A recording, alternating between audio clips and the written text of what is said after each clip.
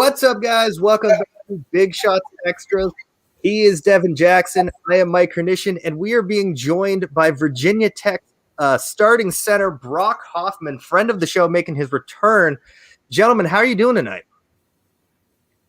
I'm doing good, man. I'm just really excited to be back on the show since we haven't talked in a couple months and catch up and, get things rolling. Yeah, definitely excited about this one. The guy that me and Mike kind of identified last season and saw that, he was obviously, we know Christian Darrisaw went round one, but you were part of that offensive line that paved lanes and whatnot. So definitely excited to have you back on and check in with you, see how things are going and how you're preparing for the season, man. Appreciate it. Yeah, we had you on back. I want to say it was like middle of January. Yeah, it was like right before the Senior Bowl, and we kind of talked about the season that was, and we mentioned it. Virginia Tech had kind of an up and down season, but obviously, that's in the past. We're looking forward to this year, and I don't know, Brock, you seem to be wearing a bit of merchandise there. Is that an OEL Masterminds T-shirt I see? Yeah, it was. Yeah. So obviously you're at this year's camp. What's that like? It was an awesome experience. I flew down on like a Thursday night, and the clinic was like Friday, all day Friday and Saturday. And basically, I mean, it was a lot of the top guys in the league, top college guys, offensive line, like scouts and stuff there. Basically, just learning how to stop different pass rushes and learning different things in the run game. And basically, like as a group, kind of just working together, dropping knowledge on each other, and picking up little things here and there. And it was an awesome experience. And you talk about so many different guys being there with you. Who were some of the guys that you were able to kind of learn from and kind of take things that they were teaching and maybe bring it to your game? Now, with it like being like a whole offensive line thing, there was a bunch of different, obviously, like positions. Like there was a lot of good like tackles there with like Mitch Schwartz and Teron Armstead with the Saints. But for me personally, like I was spending all my time listening to Ryan Jensen talk because, I mean, he's a dog on the field. Like I like try to model, what he does for me, like on the field. And I was just listening to him, taking it all in and just trying to pick up as much stuff as I could from him. That's great to see, man. I mean, we've had the Manning Passing Academy for years, and obviously there's like the tight end school that's being run by Jason Kelsey. It's Kelsey, not Kels. I'm not being tricked by that crap. But it's nice to see that. I think it was Lane Johnson and Duke Manyweather that put together. It's like the Manning Passing Academy. And as a former offensive lineman, I just love to see it because, I mean, not everyone thinks of offensive linemen as being like the glamour positions, but it's nice that there's basically a big boy summit. Although I think OEL Masterminds has a lot better ring to it. Come to think of it. Yeah, no, I mean, Lane and Duke were awesome too. I mean, I think those were the guys that like are the main guys that kind of like put it on. And Lane did a great job, talking, dropping knowledge for a lot of the tackles. But he also did, for me, it was kind of cool because Duke made a lot of the older like NFL guys kind of talk about things they do within the season and before the season to kind of stay healthy and stuff. And Lane dropped a lot of good tips for me. So I just really appreciate, all those guys like being willing to share that kind of stuff. Yeah, absolutely. That can go a long way in terms of, getting you ready for the NFL. I mean, we talked about it off air. You're a redshirt senior. This is your big year. So definitely any last not last minute, but like, any preseason adjustments that can be made to help you stay healthy and perform better and get out on an NFL field next year. Invaluable. 100%. Because like for me, like it's always about learning, always about improving. Like I don't care whether I'm now 5 years from now, like I'm going to keep improving every year and try to play my best ball each year as I'm keeping getting better and better. Now, you talked about OEL Masterminds, offensive line Masterminds, but, kind of looking at, going through spring ball and kind of training on your own, how has that been going? And then how did, kind of spring ball go in terms of, kind of getting together with the team, obviously practicing and getting ready for the fall? No, I think this spring for me was huge. At the end of the season, I was around 325, 320. I felt fine, but I also wanted to be a little bit faster, a little bit quicker, and have a little more in the tank. So I've actually dropped down, like over the course of the spring, I dropped down to now I'm at 305. And within losing those 20 pounds, I still went up 50 pounds in my squat, 40 pounds in my clean. So I still got a lot stronger for me personally. But as a team, it was just awesome to finally like get back, go through winter conditioning as much as it sucks, like going through there, pushing each other, and then, working towards getting ready for spring ball. And I thought spring ball, us as a team, like took a major step.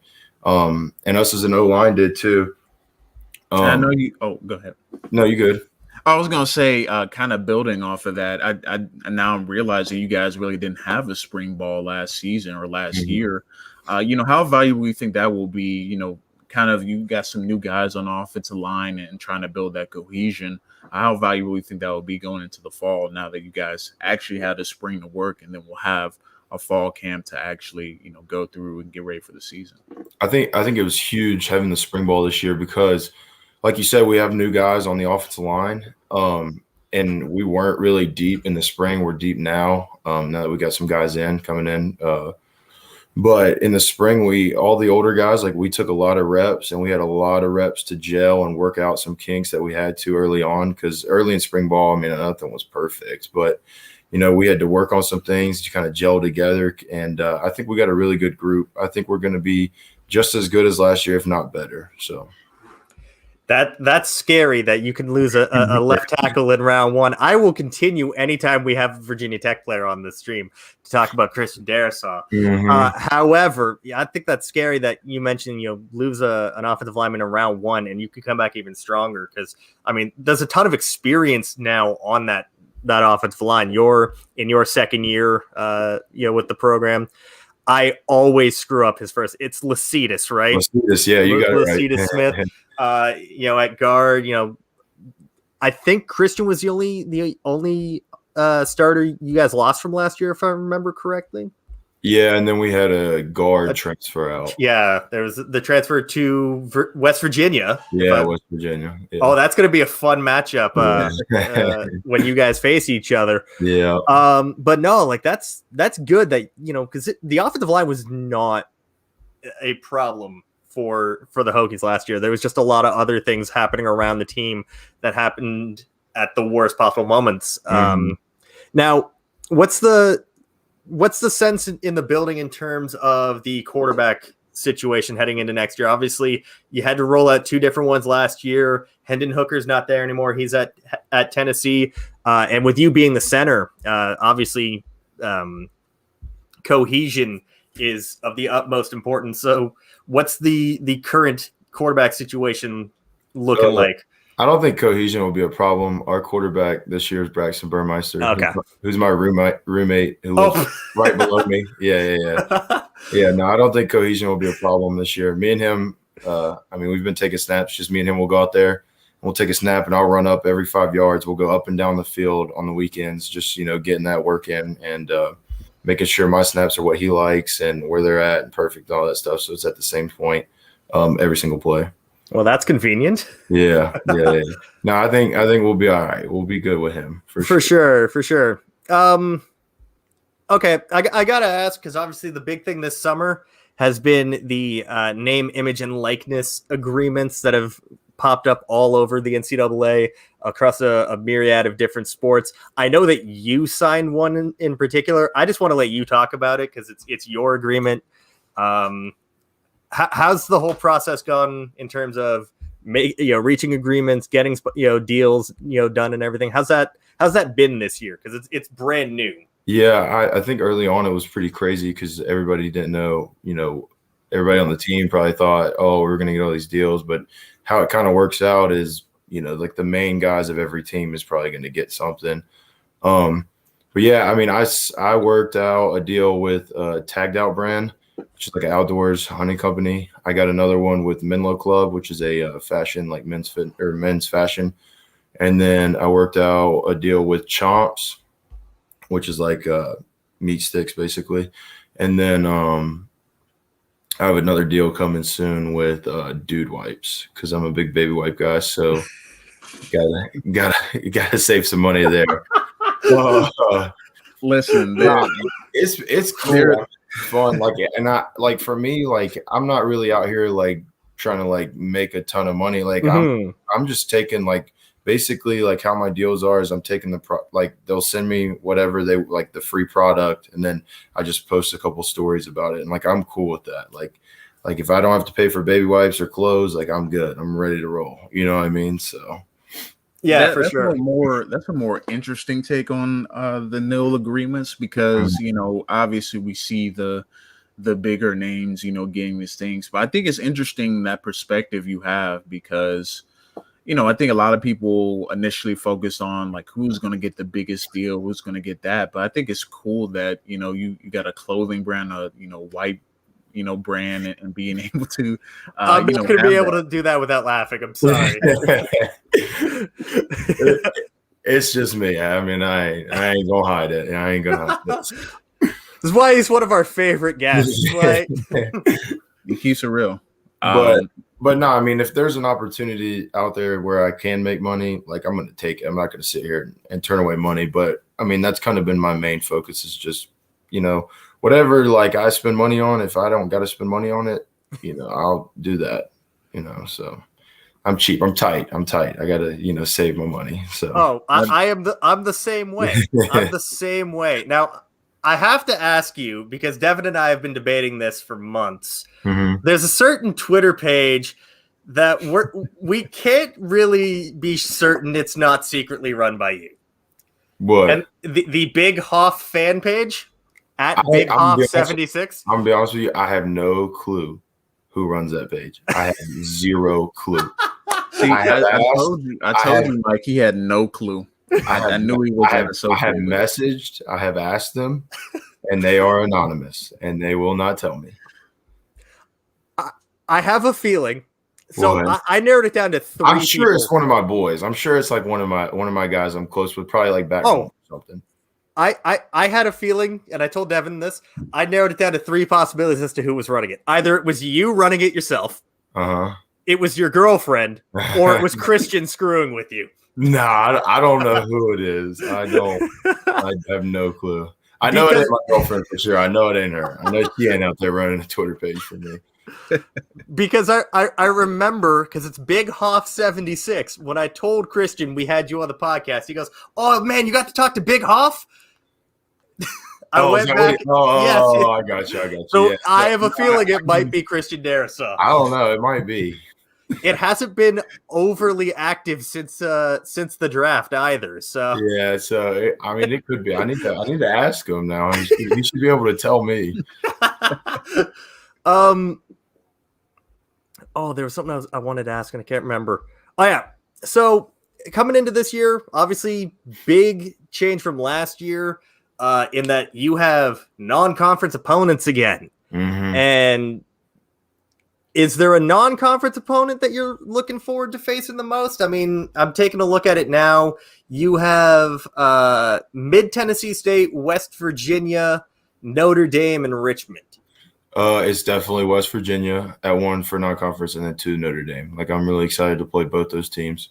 We're going to go to West Virginia. It's going to be hostile, and it's going to be a fun game. 100%. And again, there's the link with your former O-line mate being there. And then, if I'm not mistaken, Notre Dame comes to you. Okay. Yeah. Although that would be a sick night game because nothing beats a Virginia Tech night game. Yeah, no, it'll be loud. It'll be rocking now. I mean, Ann Lane Stadium selling beer. Oh, man's about to be going crazy. It's gonna be an interesting one for sure. Kind of building off of that, last year, and obviously, me and you sat down, did a film breakdown.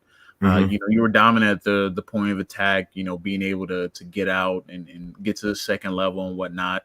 Now you're heading to kind of your final season here. What are some things you've been kind of working on in this off season to kind of improve upon to take your game to the next level?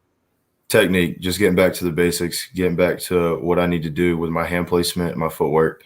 That's been the number one thing. I think, with me dropping a little bit of weight and still being stronger and more athletic and lean, that's helped with the footwork aspect. And I think I worked on that a lot in spring ball. And then this summer, like me and the O-line guys doing extra about 3 or 4 times a week, just working on that, working on hand placement, and just basically like cleaning up my game. I've probably watched, because we played, 11 games last year. I probably watched all 11 games probably 5 times through since like January, probably coming through. And I'm just trying to watch and figure out what I need to do best or better and fix upon that. And then what did I do last year that was strong so I can keep building on that. But for me, it's just getting back to the basics, working hands, working feet. And obviously, you're going into your final year. You've already graduated. You mentioned beforehand, before we went live, that you're working on your master's. Have you been reached out to by any of the AllStar games, like the East West or the Senior Bowl yet, or is that even like no? I mean, no, go ahead. Sorry. No, I haven't. No, my bad. I haven't been reached out. My internet's a little laggy. I don't know if we were still talking, but don't worry about it. My internet, I haven't been reached out to personally by anyone. I saw Jim Nagy put a tweet out about me when he commented on my video, but I mean, and then he followed me on Twitter, so that's about it. That's usually a start. So yeah, I don't know. As long as you just keep putting out dominant tape like you did last year, I would say that there's a good chance that we'll probably be talking to you again down in Mobile in January, which that'll be fun.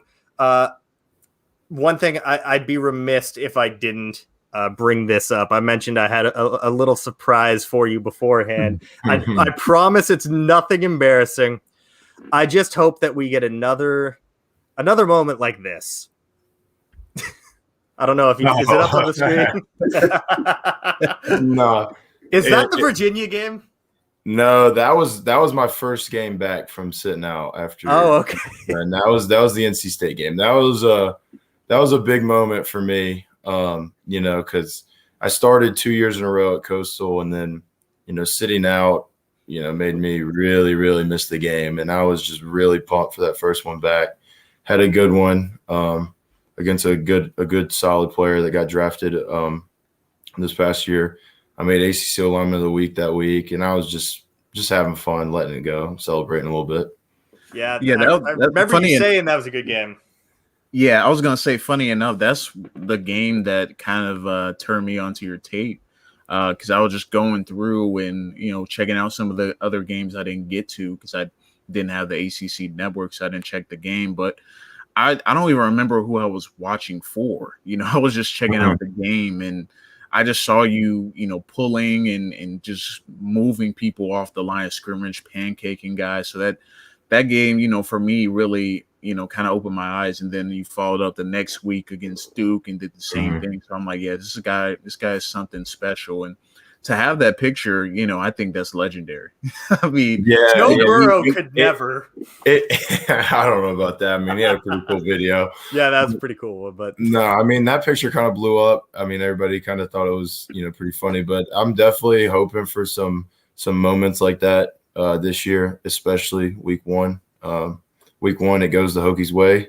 When it does, you'll see a picture like that, I'm sure. So, I just without context, I looked it up and went, yeah, that has to be Virginia, because I know that there was a lot of bad blood going. No, Virginia. There's not a picture of me out there. The picture is probably hidden, but there is a picture of me in Virginia after the Virginia game smoking a cigar for sure. No, you could get a nice cigar endorsement off of all of these. I need to. I don't know if I can do that though, because they said no tobacco now. Oh, okay. Yeah.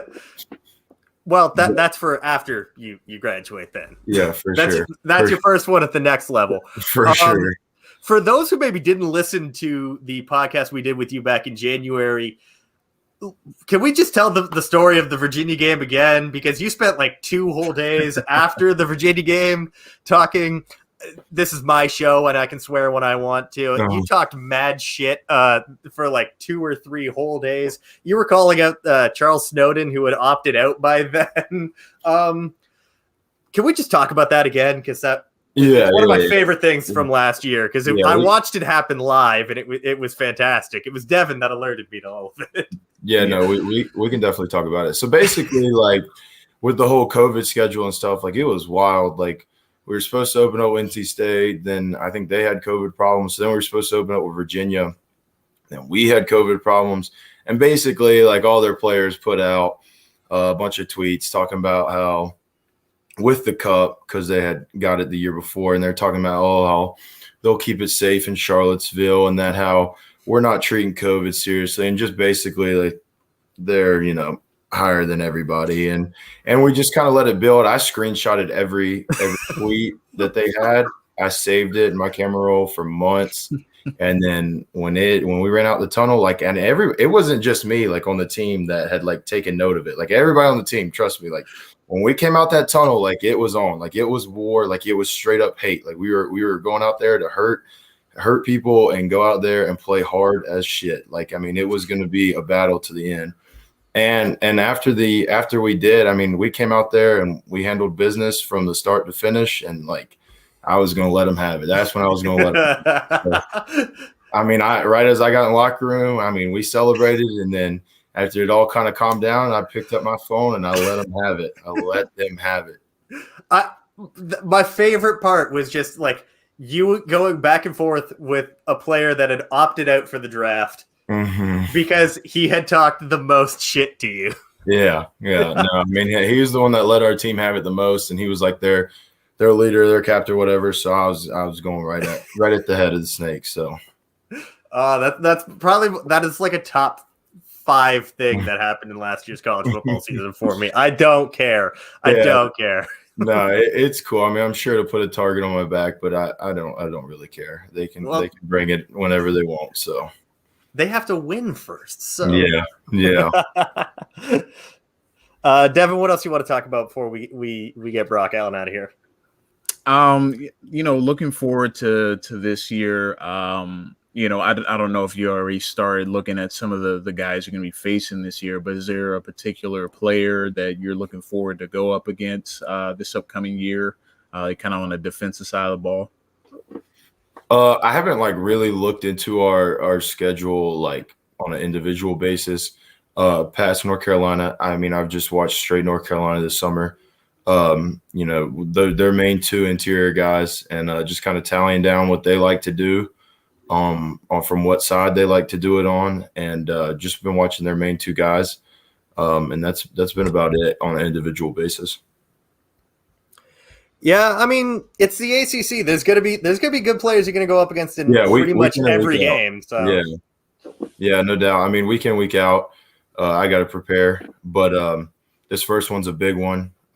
So I've just been, for me personally, trying to study them, and then kind of bringing in the rest of the O-line and showing them what I see in their film, and then kind of breaking down the DNs for the tackles and showing the tackles, some of the tips that I learned at OEL Masterminds on how to break down film and how to, target weaknesses, and basically been sharing that with our tackles, and, been telling them to, watch defensive ends weaknesses, his tendencies, and all that kind of stuff. So I've just been really trying to work as a group and getting ready for that first game.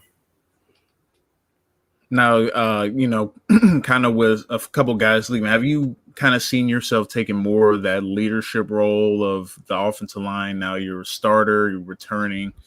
You're kind of one of the elder ones on the offensive line. Have you seen yourself kind of take that leadership role to make sure and holding guys accountable, across the line? Yeah, I was the leader of the offensive line last year, but I think this year, especially in the spring, like I wanted to always improve, like I said earlier.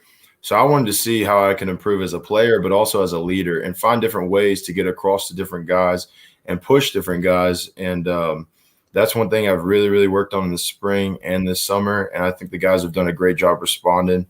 And I just am really thankful that we have a good group of dudes that, it's not always me saying it, Lasitas or Luke Tenuta can step up and say some stuff. And it's, delegated power. And basically, like, we just run a tight ship in that offensive line room, and we demand excellence because of the year we had last year. Like I said, we got to back it up and do better. So that's the one thing that we've been doing, is just pushing each other day in and day out, and just trying to get ready for this season and have a great year for Virginia Tech football. Definitely, man. And just one last thing before we let you go. I mean, I know you're not the type of guy to put yourself above the team, but are there any like personal expectations for you? Like, are you looking for all conference, all American, anything like that, or you just want to have the best season as a group for the school coming off last year? Now that there's not going to be last minute changes to the offensive line due to losing your right tackle due to COVID. Mm-hmm. Yeah, I mean, obviously, I want as many and the best personal accolades I can get. But from my perspective on it is if we have a good team and we have a good offensive line, that kind of handles itself. You know what I mean? So like if you're losing a lot of games, you're running the ball really well, or even if you're passing the ball really well and you're pass blocking effectively, like the personal accolades come if the group does good. So I'm just kind of pump knowledge and effort into the group, the offensive line, the offense, the team, and the personal accolades for me will take care of itself. Yeah, for sure. All right, Brock, thank you for coming on. Obviously, good to talk to you again. Always good to talk to you. Always. I mean, it's always a blast when the three of us get a chance to chat. But yeah, in case you didn't know about Brock beforehand, Brock Hoffman 76, his Twitter handle's been floating across the bottom the entire stream. So go give him a follow and definitely keep an eye out on him playing center for Virginia Tech this coming year. And as always, there he is. It took him half an hour before the cat gets to interrupt. However, that's going to do it for tonight. Follow Devin on Twitter at RealD_Jackson. Follow me on Twitter at MikeH_Draft.